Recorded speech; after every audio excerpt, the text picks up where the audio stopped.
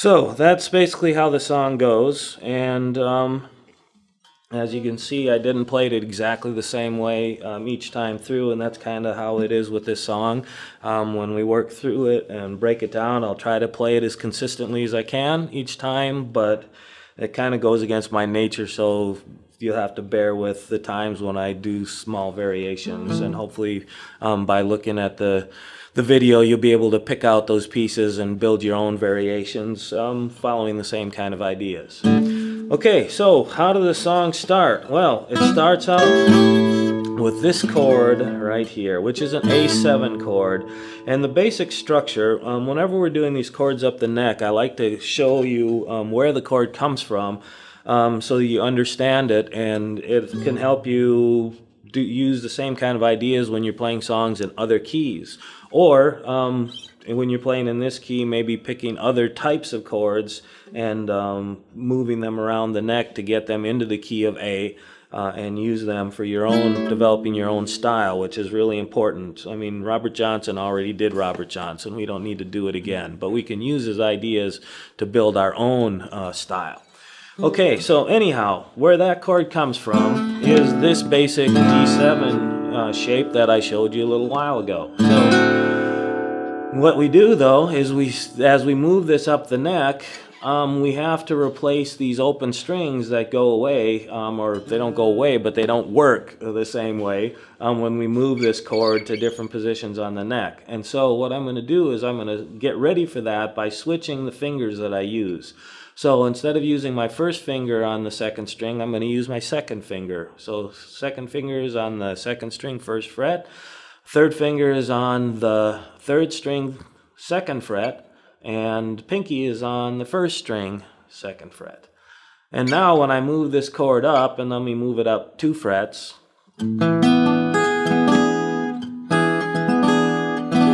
that's an E. See how that all works together? That's an E7 actually. And if I wanted to, I could actually do a bar across the 5th and the 4th string to get a full all 6 strings E7 chord. But most of the time when I play it, I actually just fret the 4th string. So it's going to be whatever fret I'm on. With these 2 fingers, my first finger is 2 frets down on the 4th string. So in this case, I've got my pinky and ring finger both on the 4th fret, and so my first finger is on the 2nd fret. And anywhere we play this chord, it's always the same pattern. You have your basic D7 pattern together with your 2nd, 3rd, and 4th fingers, and then you put your first finger on the 4th, or barring across the 4th and the 5th string, 2 frets down from these 2, your pinky and your ring finger. Okay, but we're going to shift it up so we don't play the E. We don't need an F either. We don't need a G. What we need is an A. Okay? And now the great thing about this chord in the key of A is I don't have to fret the 5th string, because the 5th string is my bass note. It's an open A. So, and I can play an E bass also. E basses work fine in the key of an A chord. So that's my first chord. So I'm doing a fairly steady monotonic bass, but I move it around. I'll throw in some E basses in there and some other things. It's Robert Johnson's playing, and my style has just kind of evolved that way too. It's not a real locked-in kind of bass. He plays a lot of variation on it. But for now, we'll just start out with kind of a steady monotonic bass, boom, boom, and it's a good idea to mute it a little bit, at least some of the time. And so to mute a bass, if you're playing with bare fingers, you don't need to worry about this, but especially with the metal finger picks, it works really good to mute the bass. And so what I'm doing is I'm laying down the meaty part of my hand right here, kind of right on top of or a little bit in front of the bridge, only really on especially the 5th and the 6th string, but to a certain extent the the 4th string too, but I got to keep a hand up so that I get these notes ringing free. So we want at least the 1st, 2nd, and 3rd string ringing free. So the bulk of the muting is happening down here on the 6th and the 5th string, and that'll take you a little bit of practice. You'll have to just spend some time fooling around and just maybe doing some pinches, making sure that your melody strings, the first 3 strings, are ringing clear, and your bass strings, especially 5, 6, but to a certain extent the 4 also, are at least a little bit damped out. Now you don't want to totally kill it, you just want to get it so it's a little muted and it doesn't get really jangly on you, which can happen. It's like what I said, when I'm playing metal thumb picks, it could get really jangly otherwise. Okay, and I'm just doing kind of little brushes with my fingers.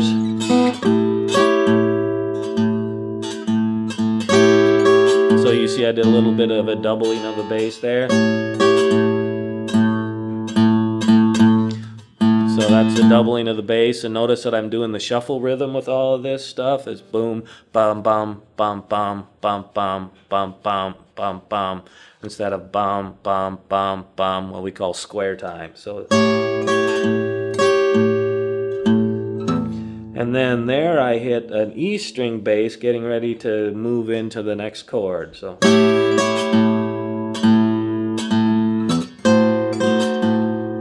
And then right back to going with my bass, my A bass. So what is this chord? Well, this is a diminished chord. Okay, so, and the diminished chords can have all kinds of names depending on which string, because diminished chords are all the same. Every one of these notes that I have fretted here, all 4 of them, are a minor third apart from each other, which is...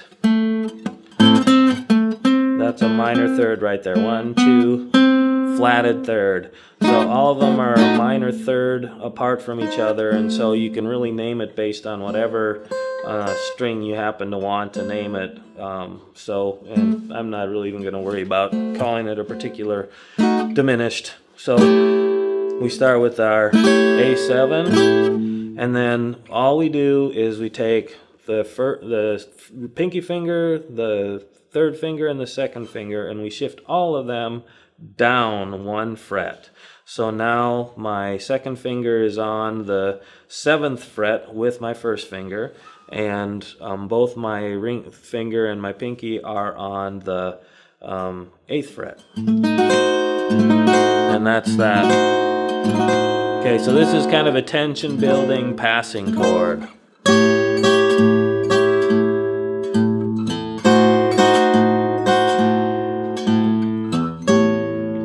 So that's the first phrase.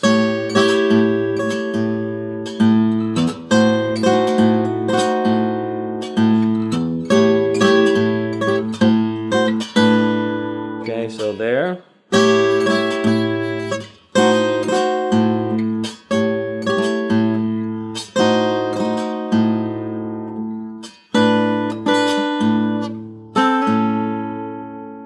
Okay, so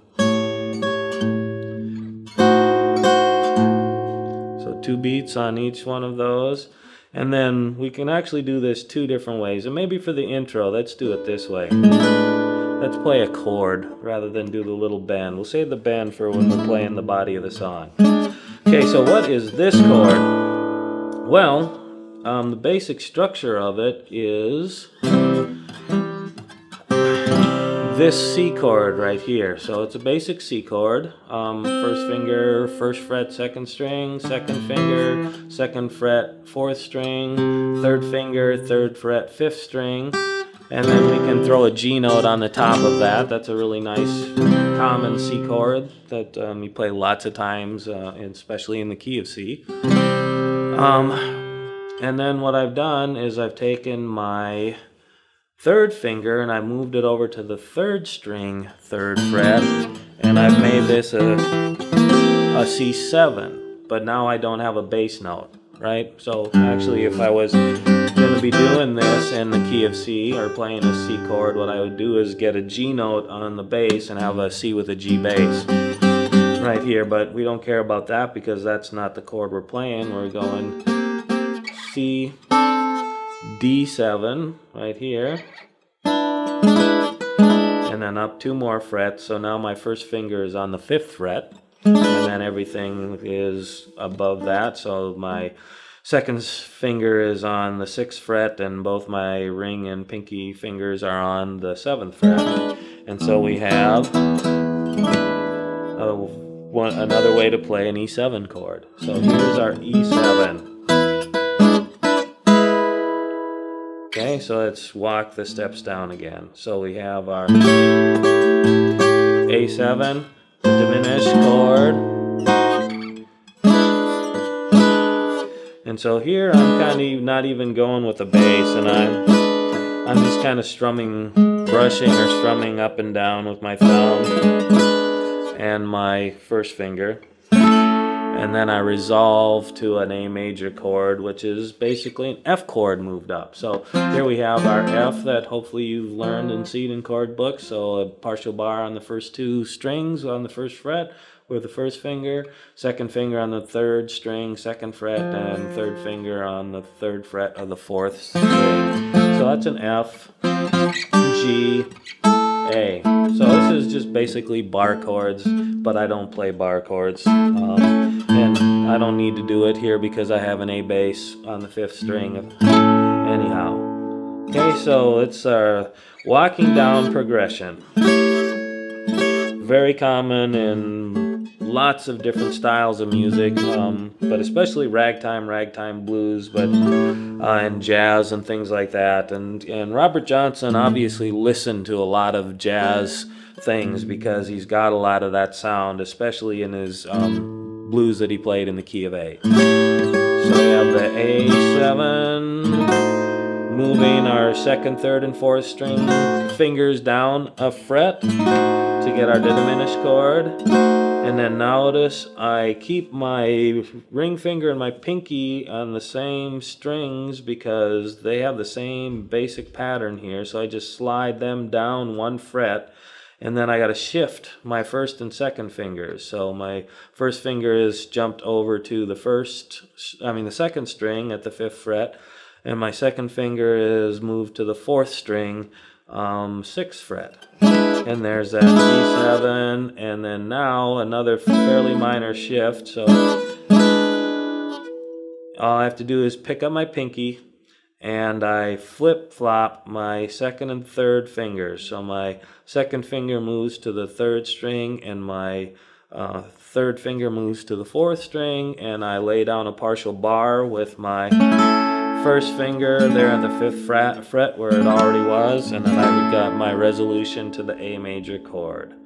Okay, so always want to use these kind of strings where we don't have to move to a different string. We're just maybe moving to a different fret when we're playing these chords. We just want to leave those fingers on the strings, because if you let go of this whole thing and then try to put everything down into that diminished chord, well, chances are you're going to put something down in the wrong place and it's going to be slow. So this is really easy, and it's a great exercise to do. Just go back and forth like that.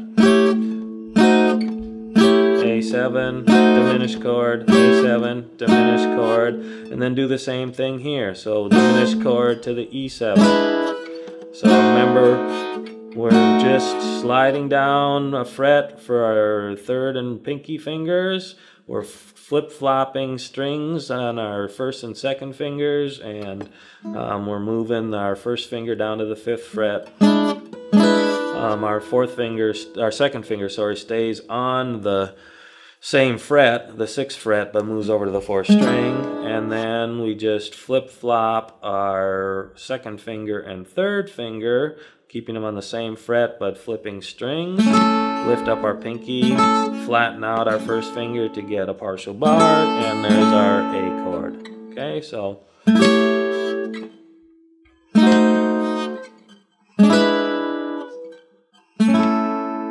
So again, that's another good exercise to build this up. Just do one nice slow beat on each one of these chords. And it's not a bad idea to also then work them back up. Ah. Went the wrong place. Okay, so there, diminished, E7, A, E7, diminished, A7, and just go back and forth like that and get comfortable with those chord changes. Okay, so let's get back to getting this thing flowing again. So